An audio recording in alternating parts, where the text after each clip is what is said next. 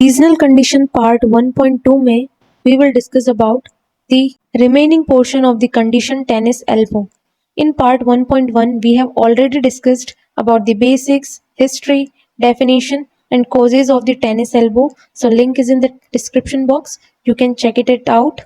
इस लेक्चर में हम डिस्कस करेंगे about pathophysiology and stages related symptoms of tennis elbow, clinical features, clinical test, radiographs and treatment of tennis elbow. So first is pathophysiology and related symptoms of tennis elbow. Pathophysiology basically means disease कैसे develop हुई है और कैसे progress हो रही है उसके बारे में पढ़ेंगे. अलॉन्ग विद दैट प्रोग्रेस होने के साथ साथ क्या क्या सिम्टम्स देखने को मिलते हैं उसके बारे में डिस्कस करेंगे. So there are basically 3 stages. Stage 1 की बात करें तो इसके अंदर अक्यूट इन्फ्लामेशन देखने को मिलता है, मीन्स सडन ऑनसेट है और इसके अंदर एंजियोब्लास्टिक इन्वेजन देखने को नहीं मिलता है. एंजियोब्लास्टिक इन्वेजन क्या होता है? ये बॉडी की तरफ से एक हीलिंग प्रोसेस होता है जिसमें बॉडी जो है नई ब्लड वेसल्स को ग्रो करती है in order to heal the injured area. So इस स्टेज के अंदर एंजियोब्लास्टिक इन्वेजन देखने को नहीं मिलता है और जनरली पेशेंट एक्टिविटीज करने के time lateral aspect of the elbow region पर पेन की कंप्लेंट्स रहती है. स्टेज 2 के अंदर क्रॉनिक इन्फ्लामेशन देखने को मिलता है, means long lasting inflammation gradually बढ़ रहा है और इसके अंदर कुछ अमाउंट ऑफ एंजियोब्लास्टिक इन्वेजन देखने को मिलता है. एक प्रोसेस होता है जिसके अंदर बॉडी जो है न्यू ब्लड वेसल्स को ग्रो करती है. बेसिकली ये बॉडी का एक हीलिंग मैकेनिज्म है जिसमें बॉडी डैमेज टेंडेंस को रिपेयर करने के लिए अटेम्प्ट करती है और इस स्टेज के अंदर बेसिकली एक्टिविटी और रेस्ट दोनों टाइम पर पेशेंट को पेन की कंप्लेंट होती है at the lateral aspect of the elbow region. And then there is the last stage. इसके अंदर भी क्रॉनिक इन्फ्लामेशन प्रेजेंट होगा. Along with that there is extensive angioblastic invasion, means बहुत ज़्यादा न्यू ब्लड वेसल्स ग्रो करी हुई पाई जाएगी और इस कंडीशन के अंदर पेशेंट को हर सिचुएशन के अंदर हर टाइम पेन रहता है, such as pain at rest, night pains, pain during daily activities. हर टाइम कंप्लेंट होती है पेन की at the lateral aspect of the elbow region. Now we will discuss about the clinical features. वो features जिसकी वजह से we can think of that it can be a tennis elbow. So जो clinical features होते हैं tennis elbow के, that is patient को elbow के lateral और outer aspect के यहाँ पर पेन की complaints होगी.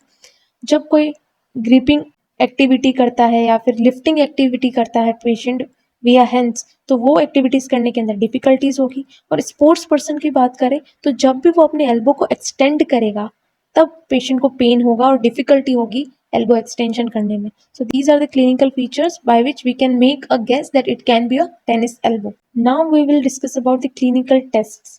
ये बेसिकली वो टेस्ट होते हैं जिनको परफॉर्म करके हम कंफर्म कर सकते हैं कि ये टेनिस एल्बो की ही कंडीशन है. तो बेसिकली क्लिनिकल टेस्ट में क्या होता है, जो भी स्ट्रक्चर अफेक्टेड होता है हम उस अफेक्टेड एरिया के फंक्शंस को परफॉर्म करते हैं. अगर वो एरिया अफेक्टेड है तो उन फंक्शंस को परफॉर्म करने के बाद पेशेंट के अंदर सिम्टम्स जो है वो एग्रीवेटेड मिलेंगे. इन चीज़ों से हम कंफर्म कर सकते हैं कि ये एक पर्टिकुलर कंडीशन है. So first is local tenderness, means अगर हम पेशेंट लेटरल और outer aspect of the elbow को टच करेंगे तो टच करने पर पेन फील होगा पेशेंट को और उसी को बोलते हैं tenderness. Tenderness means pain after touching the affected area. So patient को एल्बो के आउटसाइड एरिया में at the place of common extensor origin pain देखने को मिलेगा in the back of the forearm. Second जो होता है वो होता है कॉजिन्स टेस्ट. इस कंडीशन में हम बेसिकली रिस्ट जॉइंट पर रेजिस्टेड एक्सटेंशन मूवमेंट करने को बोलते हैं पेशेंट को.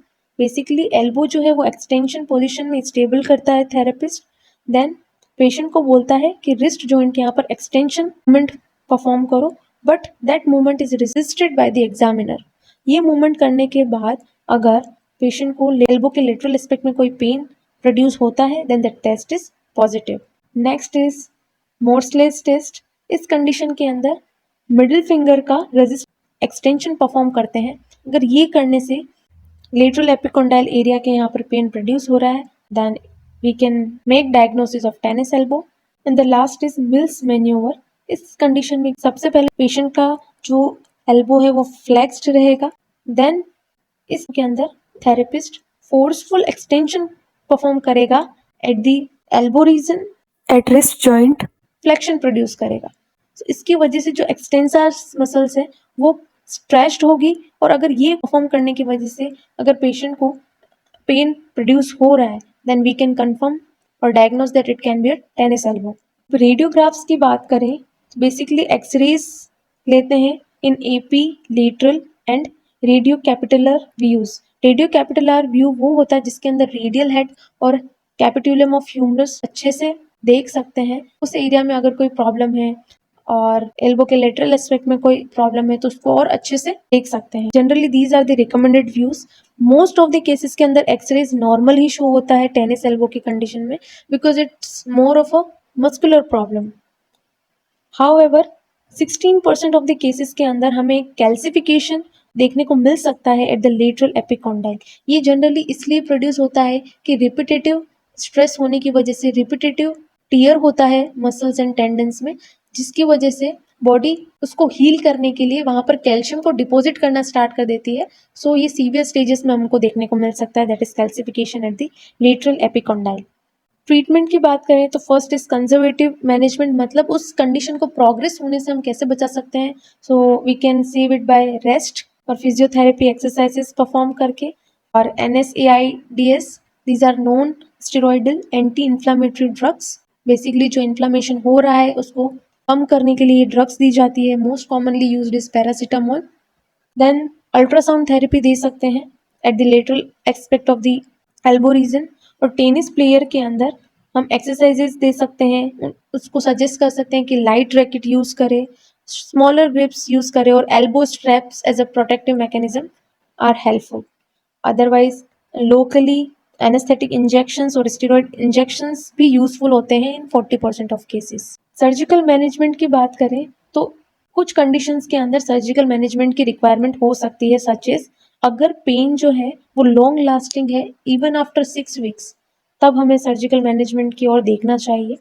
और देर इज मार्क्ड और लोकलाइज्ड टेंडरनेस है ओवर लिटिल एपिकॉन्डाइल तब, और अगर कंजर्वेटिव मैनेजमेंट से कोई रेस्पॉन्स शो नहीं कर रहा है और एक्टिविटी को रिस्ट्रिक्ट करने के बाद भी और इमोबिलाइज करने के बाद भी फॉर एटलीस्ट 2 वीक्स तब भी अगर कोई इंप्रूवमेंट शो नहीं हो रही है, then we can go for surgical management. Surgical methods की बात करें तो we can perform 2 types of surgeries. First is percutaneous release of epicondyle muscle.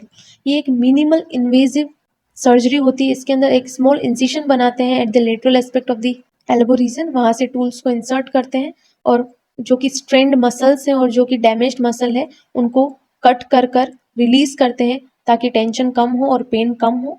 And then there is surgical removal और erasure of the common extensor origin from the lateral epicondyle, जिसके अंदर एक ये basically एक ओपन सर्जरी होती है जिसके अंदर लार्ज इंसिशन बनाते हैं at the lateral aspect of the elbow region, और जो भी टेंस्ड, स्ट्रेन्ड और डैमेज्ड मसल है उनको कट कर कर रिलीज करते हैं to decrease the pain and tension or to decrease the symptoms of the patient. So here is the snapshot of what we have discussed in today's video. जो भी हमने discuss किया है उसका समरी फॉर्म है, so you can read it out.